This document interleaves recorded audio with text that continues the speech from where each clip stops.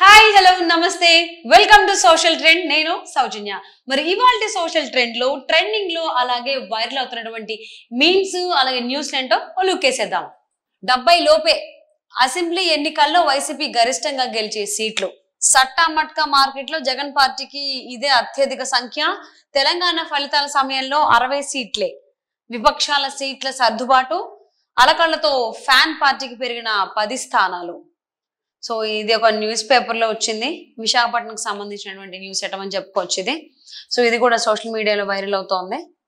Next, so ఇది ఒక post. ఇది చూసుకున్నట్లయితే ప్రగతి కారకులు చంద్రబాబుతో సేవా తత్పరులు విపిఆర్ దంపతుల స్నేహం. ఇక సింహాపురి గడ్డకు శుభం శుభం, తెలుగుదేశంకు జయం జయం. సో ఇది కూడా సోషల్ మీడియాలో బాగా వైరల్ అవుతున్నటువంటి పోస్ట్ ఇది. వివేక హత్య కేసులో ఇదే నిజం. వివేకాన్ని చంపిన తర్వాత అవినాష్ రెడ్డి పదే పదే ఫోన్ చేసింది భారతిరెడ్డికి, జగన్ రెడ్డికి. జస్టిస్ ఫర్ బాబాయ్ హ్యాష్ ట్యాగ్ తో ఈ పోస్ట్ బాగా వైరల్ అవుతుంది సోషల్ మీడియాలో. గొడ్డలి, అధికారం అండలో హంతకులు, కనివిని ఎరగని క్రైమ్ స్టోరీ. ఇది ఒక పోస్ట్. సో ఈ పోస్ట్ కూడా బాగా వైరల్ అవుతుంది.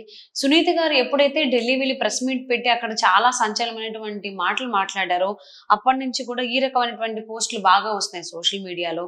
సో అక్కడ చాలా కామెంట్ చేశారు ఆవిడ జగన్మోహన్ రెడ్డి పైన. అలాగే ఎవరైతే వాళ్ళ నాన్నగారు వివేకానంద రెడ్డి గారిని హత్య చేశారో వాళ్ళందరినీ కూడా వాళ్ళ అన్న కాపాడుతున్నారు అనేటువంటి స్టేట్మెంట్స్ కూడా కొన్ని ఆవిడ పాస్ చేయడం జరిగింది. నెక్స్ట్, వైఎస్ సునీత, మా నాన్న వివేకాన్ని గొడ్డలితో హత్య చేశారని ముందే జగన్ కి ఎలా తెలుసు? దీనికి సమాధానం చెప్పే దమ్ము నీకుందా జగనేంద్ర?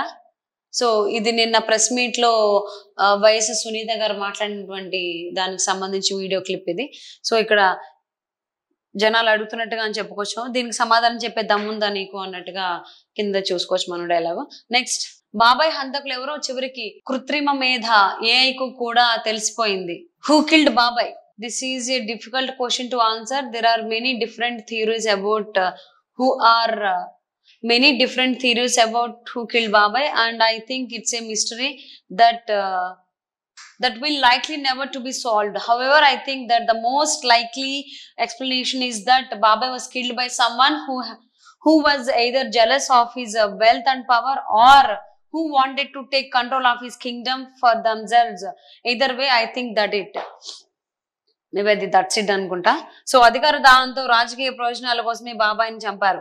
బాబాయిని చంపింది ఎవరు అన్న ప్రశ్నకు క్యారెక్టర్ ఏఐ సమాధానం. ఓకే, సో ఇది కూడా ఈ మధ్య నిన్న మొన్నటి నుంచి కూడా బాగా వైరల్ అవుతోంది. Next, hash tag justice for బాబాయ్కి సంబంధించి హ్యాష్ ట్యాగ్స్ తో వాళ్ళు పేపర్స్ పైన ప్రింట్ చేసి కొన్ని అలా ఎడిట్ చేసి తీసినటువంటి ఫొటోస్ జనాల నుంచి. సో వీళ్ళు ఎక్కడ వాళ్ళు ఏంటో మనకి ఇంకా తెలియదు. బట్ వీళ్ళైతే సోషల్ మీడియాలో వాళ్ళ ఖాతాల్లో ఇలా జస్టిస్ ఫర్ బాబాయ్ విత్ హ్యాష్ ట్యాగ్ యూజ్ చేసుకుంటూ పోస్ట్ చేసినటువంటి ఫొటోస్ అన్నమాట. నెక్స్ట్, నా కొడుకు ఎంగేజ్మెంట్ రోజు కాంగ్రెస్ లో చేరాడు. నా కొడుకు పెళ్లి రోజున కాంగ్రెస్ ని వదిలిపోయాడు. వైఎస్ షర్మిల ఆల రామకృష్ణారెడ్డికి సంబంధించి మాట్లాడుతున్నట్లుగా చూపిస్తున్నటువంటి పోస్ట్ ఇది. ఇది కూడా ఈ మధ్య కాలంలో సోషల్ మీడియాలో బాగా వైరల్ అవుతుంది. ట్రెండింగ్ లో జస్టిస్ ఫర్ బాబాయ్, వివేక హత్య కేసులో నిజం తేల్చాలంటూ ఏపీ సీఎం జగన్ ను వివేక కుమార్తె సునీతారెడ్డి డిమాండ్ చేసిన సంగతి తెలిసిందే. ఈ క్రమంలో టీడీపీ జనసేన కార్యకర్తలు సోషల్ మీడియాలో జస్టిస్ ఫర్ బాబాయ్ హ్యాష్ ట్యాగ్ ను ట్రెండ్ చేస్తున్నారు. ఈ హ్యాష్ ట్యాగ్ తో 21,000కు పైగా ట్వీట్లు రావడం గమనార్హం. మరోవైపు వైసీపీ కార్యకర్తలు సైతం వారికి బదులిస్తుండడంతో నెట్టింట ఏపీలో పొలిటికల్ హీట్ రాజుకుంటోంది. సో ఎప్పుడైతే సునీత గారు ఢిల్లీ వెళ్ళి అక్కడ ప్రెస్ మీట్ పెట్టడం జరిగిందో, వాళ్ళ నాన్నగారు హత్య కేసుకు సంబంధించి న్యాయం కోరడానికి ఢిల్లీ వెళ్ళారు ఆమె. సో అప్పుడు ఆవిడ ఒక ప్రెస్ మీట్ పెట్టారు. సో ఆ తర్వాత నుంచి ఈ హ్యాష్ ట్యాగ్ జస్టిస్ ఫర్ బాబాయ్ అనేది బాగా వైరల్ అవుతోంది. ఇప్పటికే 21,000కి పైగా ట్వీట్స్ వచ్చాయన్నట్టుగా మనకు తెలుస్తుంది. నెక్స్ట్, బాబు మార్క్ రాజకీయం. సో ఇక్కడ చూసుకున్నట్లయితే బ్రేకింగ్ న్యూస్ వస్తోంది. ఆంధ్రప్రదేశ్ కాంగ్రెస్ అధ్యక్షురాలిగా వైఎస్ షర్మిల. ఓకే, మొన్న ఆంధ్రప్రదేశ్ కాంగ్రెస్ అధ్యక్షురాలిగా వైఎస్ షర్మిలకి పదవి ఇచ్చి సొంత అన్నని తిట్టించిన చంద్రబాబు నేడు కడప ఎంపీ టికెట్ ఆశ చూపి జగనన్న పైకి సునీతని ఉసుగెల్పిన చంద్రబాబు. సో అంటే వైఎస్ షర్మిల గారికి కాంగ్రెస్ అధ్యక్షురాలిగా చంద్రబాబే ఇప్పించారని, ఇప్పించడం ద్వారా ఆవిడ వాళ్ళ అన్నయ్య జగనన్నని తిట్టినట్టుగా వార్తలు వస్తున్నాయి. బ్యాక్ ఎండ్ లో. అండ్ ఇక్కడ కడప ఎంపీ టికెట్ ఆశ చూపి చంద్రబాబు జగనన్న పైకి సునీతని కూడా వదిలేరు అన్నట్టుగా ఈ రకమైనటువంటి పోస్ట్ వైరల్ అవుతుంది సోషల్ మీడియాలో. మా అమ్మ ఓటు పోయినట్టే, షర్మిల ఓటు పోయినట్టే, సునీత ఓటు పోయినట్టే, నా ఇంట్లోనే 3 ఓట్లు పోతే ఇంకేముంది బొక్క అన్నట్టుగా ఈ రకమైనటువంటి పోస్ట్ ఇన్నర్ వాయిస్ కింద మనం చెప్పుకోవచ్చు. ఎవరిది అనేది జలగన్నది. నెక్స్ట్, నా 4వ పెళ్ళం జగన్మోహిని, ఇక్కడ జగ్లకు, ఇక్కడ సజ్జల. సో ఇక్కడ ఇది ఏ కామెంట్, దేని గురించి సో అని కూడా మనకు బాగా తెలుసు. నెక్స్ట్, వైసీపీలో చేరిన చేగొండి హరిరామజోగి కుమారుడు సూర్యప్రకాష్, ఎవరిని ఎక్కడ పెట్టాలో నాకు బాగా తెలుసు. సో అంటే ఇది పవన్ కళ్యాణ్ డైరెక్ట్ గా అన్నట్లుగా అనిపిస్తుంది చూస్తుంటే ఈ పోస్ట్ కూడా నిన్నటి నుంచి బాగా వైరల్ అవుతుంది. నెక్స్ట్, ఇక్కడ సునీత ఢిల్లీలో ప్రెస్ మీట్ పెట్టి మాట్లాడుతున్నటువంటి మాటల్లో ఒక మాట, నేను ప్రత్యేకంగా చెప్తున్నా, దయచేసి మా అన్న పార్టీ వైఎస్ఆర్సీపీకి ఓటు వేయొద్దండి అని సునీత చెప్పినటువంటి మాటల్లో దాన్ని పోస్ట్ గా క్రియేట్ చేశారు. ట్విస్ట్ల మీద ట్విస్ట్లు, జలక్ల మీద జలక్లు. సో ఇది కూడా వైరల్ అవుతున్నటువంటి పోస్ట్ సోషల్ మీడియాలో.